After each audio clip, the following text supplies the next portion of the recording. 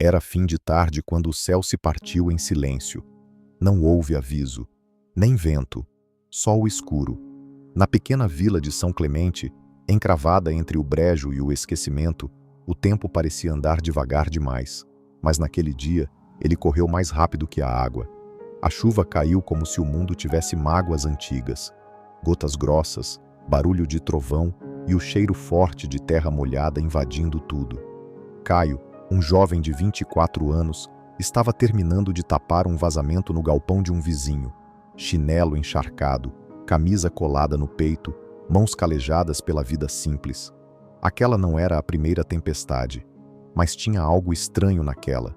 Ele mal teve tempo de guardar as ferramentas quando ouviu: "Socorro!" O grito veio com o vento, atravessando a mata. Agudo, desesperado, feminino. Caio congelou por um segundo. O coração disparou. Depois, correu.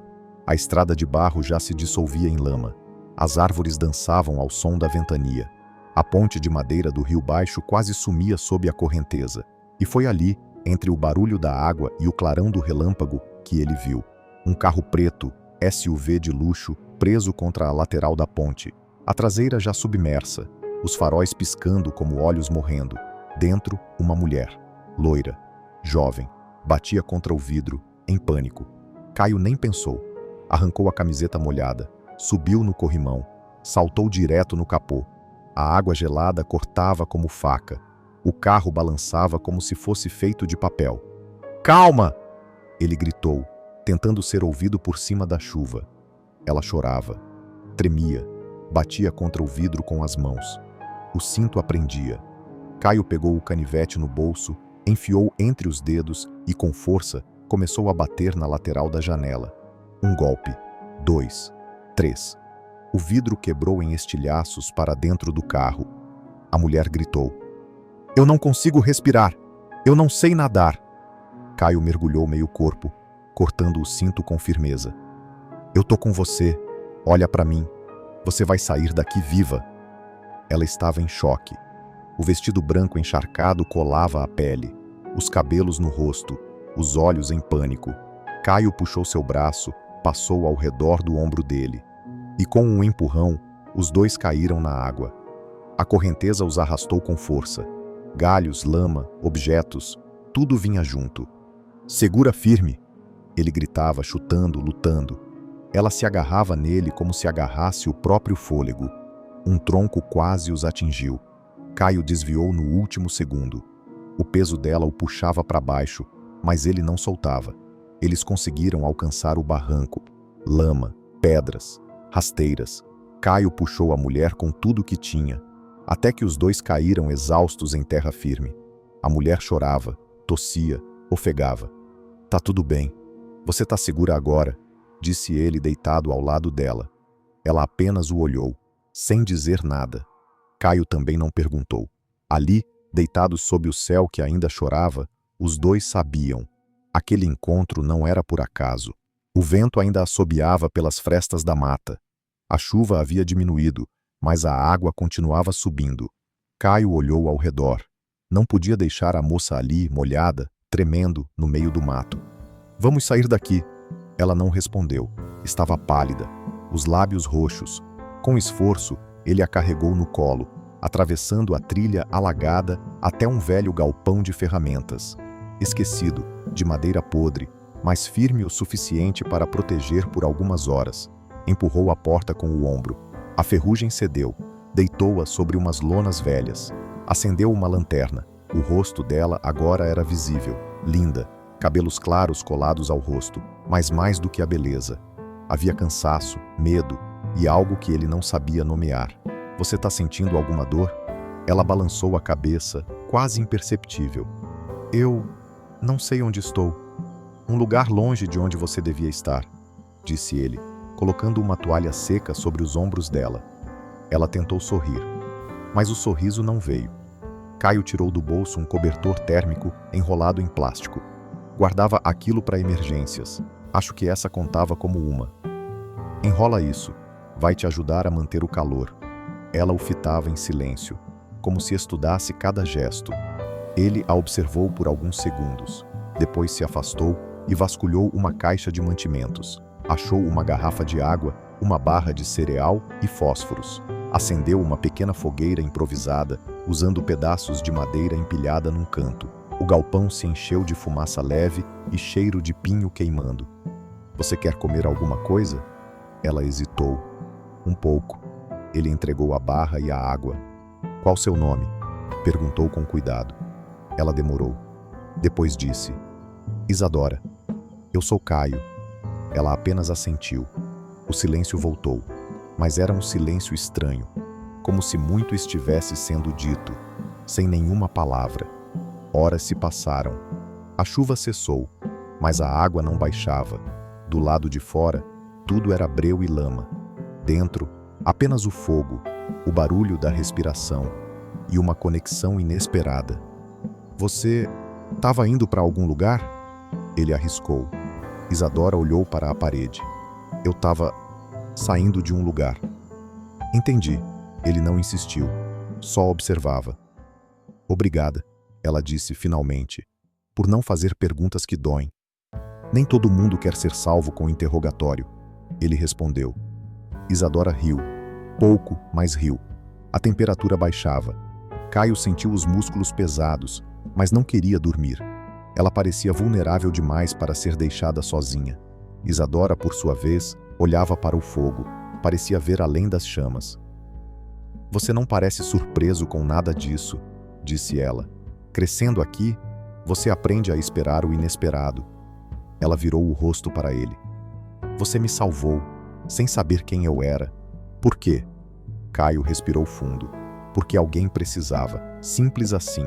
E ali, em um galpão esquecido, isolados do mundo, com os pés ainda molhados e o corpo exausto, duas vidas que jamais deveriam se cruzar, começavam a se entrelaçar." Mas Caio ainda não sabia. Isadora carregava um segredo, e quando ele viesse à tona, nada mais seria como antes. O amanhecer chegou devagar. Uma luz acinzentada invadiu o galpão por entre as tábuas rachadas. A água havia recuado um pouco, mas o chão ainda estava úmido. O cheiro de madeira molhada e fumaça de fogueira tomava o ar. Caio ainda estava acordado, sentado, apoiado contra a parede, observava Isadora dormir. Ela parecia em paz, mas havia algo, um peso no semblante, como se mesmo nos sonhos ela ainda estivesse fugindo. Quando ela despertou, os olhos demoraram a focar, mas assim que o olhar dela encontrou o dele, houve algo ali. Reconhecimento, ou talvez gratidão pura. "Você ainda está aqui," sussurrou, "e você ainda está viva. Então acho que estamos empatados." Ele respondeu com um meio sorriso. Isadora tentou se sentar. Estava exausta, mas mais forte do que na noite anterior. "Preciso ir embora," disse ela, num sussurro rouco. "Com calma. Você ainda está se recuperando. Mas se quiser, posso chamar alguém. Tem barcos na parte baixa do pântano. Posso usar o rádio de um vizinho." Ela assentiu. "Obrigada, Caio. De verdade." Enquanto Caio preparava algo para comer, Isadora o observava. A forma como ele cortava o pão seco, a leveza com que falava pouco, a simplicidade de quem aprendeu a viver com pouco, mas com tudo o que importa. Ela desviou o olhar. Caio notou. "Você não precisa explicar nada," disse sem encará-la. "Mas se quiser, eu sei escutar." Ela mordeu o lábio inferior. "Não é fácil confiar em estranhos. Eu também não sou muito bom nisso. Mas você me salvou." Ele olhou para ela sério. "E faria de novo." Isadora se levantou aos poucos. Deu alguns passos até a porta do galpão. Do lado de fora, o pântano era um espelho de lama e folhas, mas o céu já mostrava um tom azul tímido. "Parece que o mundo ainda gira, mesmo depois de tudo," ela comentou. Caio se aproximou. "O mundo gira, mesmo quando a gente quer que ele pare." Eles ficaram ali, lado a lado, em silêncio. "Eu venho de um lugar onde as pessoas se esquecem umas das outras com facilidade," disse ela, depois de um tempo. "Onde tudo é descartável, até sentimentos." "E por que saiu de lá?" Ela pensou. Respirou fundo. Porque aquilo já não parecia vida, e às vezes, É melhor se perder no meio do nada do que continuar fingindo ser quem não é. Caio ficou quieto. Depois falou: talvez você tenha se perdido para se encontrar. Horas depois, o barco de resgate chegou. Caio fez o contato pelo rádio velho do Sr. Arlindo, o vizinho. 2 homens vieram buscar Isadora. Ela subiu no barco devagar. Antes de entrar completamente, virou-se para ele. Nunca pensei que fosse conhecer alguém como você, Caio. E eu nunca pensei que minha terça-feira ia terminar assim. Ele brincou. Ela riu. Então tirou algo do bolso do casaco, um pingente pequeno, de prata. Colocou na mão dele. Isso é para lembrar que nem tudo é o que parece. Você nem me disse seu sobrenome. E talvez nem precise saber. O barco partiu. Caio ficou ali, com o pingente na mão. E uma pergunta que não teria resposta tão cedo, mas algo dentro dele dizia: ela voltaria. Não sabia quando, nem como, mas sabia. 2 anos se passaram. A enchente virou lembrança. A ponte de madeira foi reconstruída. E o galpão, aquele mesmo onde Caio salvou Isadora, foi devorado pelo tempo. Mas na mente dele, tudo estava intacto. Ele ainda morava na mesma casa. A vila não havia mudado muito. A única constante era sua rotina: cuidar da avó, fazer pequenos reparos para os vizinhos, sobreviver com o pouco que ganhava. Isadora nunca mais apareceu. Nem carta, nem sinal, nem pista.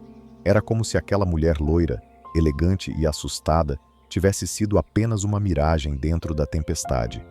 Mas Caio sabia. Não foi ilusão, não foi sonho.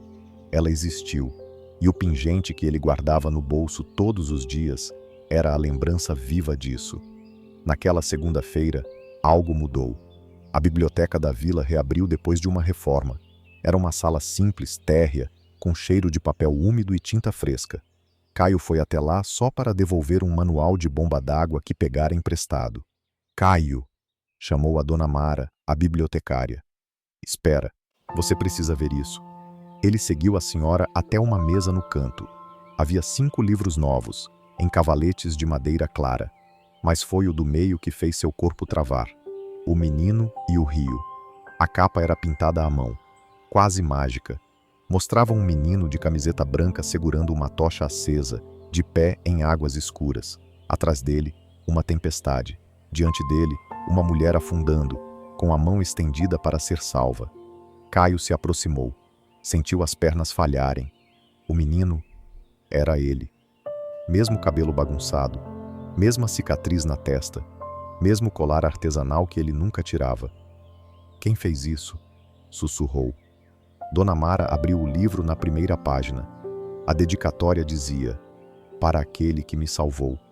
Você nunca pediu meu nome, mas me deu o seu. Eu nunca esqueci. L.W. Caio sentou-se sem perceber. As mãos tremiam. Folheou o livro devagar. A história era simples, escrita para crianças, mas o peso das palavras era enorme. Contava sobre uma mulher que dirigia rápido demais, desesperada, tentando escapar de algo invisível. Um garoto que não perguntou nada, só salvou, só cuidou, só esteve ali. E no final, a mulher procurava, buscava por ele. Ia de cidade em cidade, de vila em vila, até escrever esse livro, como forma de reencontro. Caio fechou os olhos.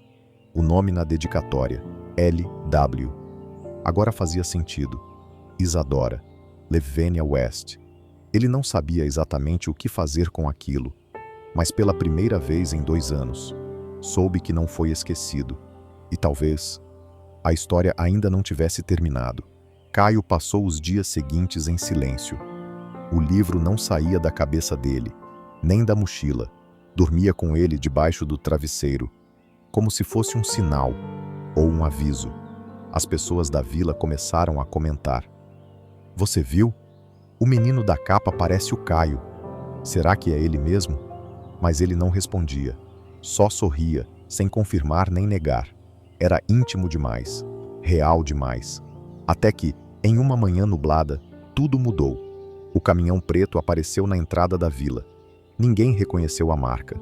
A pintura era fosca, as rodas enormes. E no banco de trás, alguém desceu. Um salto delicado tocou o chão de terra. Depois, um vestido de tecido leve. E então, o rosto. Ela, Isadora. Ou melhor, Levenia West. Mais madura, mais firme, mas o mesmo olhar. Ela carregava um envelope. E nos olhos, o mesmo tremor de 2 anos atrás. Caio estava na varanda da casa da avó quando a viu. Congelou. Ela parou a poucos passos. Segurava o livro contra o peito. Caio, disse ela. Ele não respondeu, mas se levantou. Você voltou. Foi tudo o que conseguiu dizer. Ela assentiu. Eu prometi que não esqueceria. Ele desceu os degraus devagar. Eu achei que tinha imaginado tudo. O nome no livro, a dedicatória.